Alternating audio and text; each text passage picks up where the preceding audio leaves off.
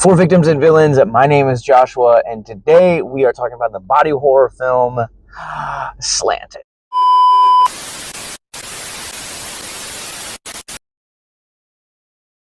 Before I even get into the synopsis, let me just say, goddamn did I love this movie.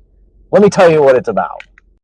So this movie tells the story of a young girl who has dreams of being American and actually undergoes a procedure to do just that, only to get more than she bargained for.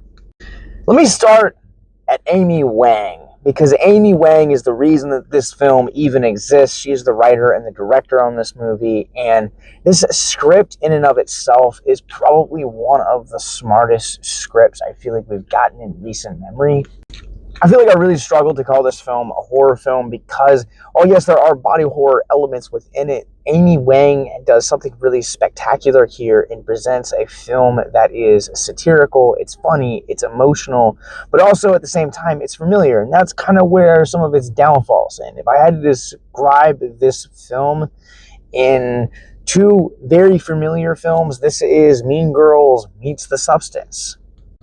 And that by no means is a bad thing or a terrible comparison by any means, because Mean Girls, whether you're talking about the original Lindsay Lohan classic or the musical and The Substance, all three films are absolutely incredible. I do think this movie blends itself a bit more to the Mean Girls, and that's kind of where some of the script issues really do exist, because this movie almost pays homage a little bit too well to where there are definitely some moments within the script that become very predictable because you've seen it in other films. Even when the film can be a little bit predictable, I feel like it's a very small nitpick and it's very easily forgettable. This script as a whole, I talked about it being one of the smartest films I've seen in recent memory. It's also one of the most timely films in recent memory. This movie speaks volumes about the immigrant experience, especially longing for the quote-unquote American dream, while also commenting and also feeling like a satire of what we all believe and what we all think the American dream is and how it's possible and everything that kind of lies in the in-between of both of those. I think also when you flip the conversation to what's happening on the screen, not just behind the screen with Wang, you also get this spectacular dual performance from Shirley Chen and McKenna Grace. Now, if you felt like you were starved a little bit from McKenna Grace and teased with her in Scream 7, this is the film to watch. This is all I will say about McKenna Grace, is that she absolutely gives the performance of her career here. Shirley Chen is also a performance worth noting and worth discussing, because let's be honest, if you didn't have the foundation that Chen's performance lays, I really don't think it would be possible for Grace's performance to be as effective as it is. I talked earlier about how this film doesn't quite feel like it lands, or doesn't feel like the traditional body horror. The body horror in this is very subtle. It starts off very slow and it kind of doesn't even crescendo, but again, it sticks to these themes that Wang is really hitting after about how we as a society view things like beauty and like race, as well as immigration. I think the fact that this film chooses to blend genres rather than going kind of balls to the wall in the fashion of the previously mentioned The Substance, I think this movie is way more effective in that way, because it speaks volumes to everything it is trying to make the audience really think about and really consider.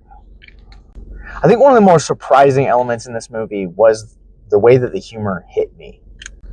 Like, I talk about the body horror being very subtle. I was expecting a lot more of that, especially given the poster that Bleecker Street made for this. Spectacularly, it's so pretty. It's so fucking beautiful. But also, I wasn't really expecting to laugh as much as I did here. Now, this is not a comedy by any stretch, but the comedic moments that do exist are very effective here. Pacing in this movie is immaculate. Absolutely immaculate. There is never one part of this movie that ever drags. There is never one of this part of this movie that ever feels like it is moving too fast. It is perfectly in step, just the way that you want a good story to be.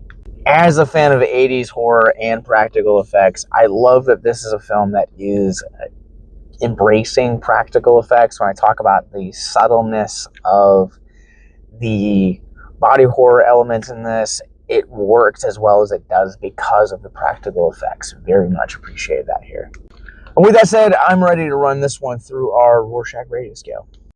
I'm going to go ahead and give Slanted a 4.5 out of 5. Overall, I thought this movie was thought-provoking, funny, hits all the right emotional beats. Performances across the board are absolutely incredible. The script from Amy Wang is probably one of the best satires and body horror mixed genre films that we have gotten in recent memory. It is thought-provoking. The commentary that it serves, both on how we handle subjects of race, but also at the same time immigration, which also makes this a timely movie as well. This movie is absolutely incredible from start to finish.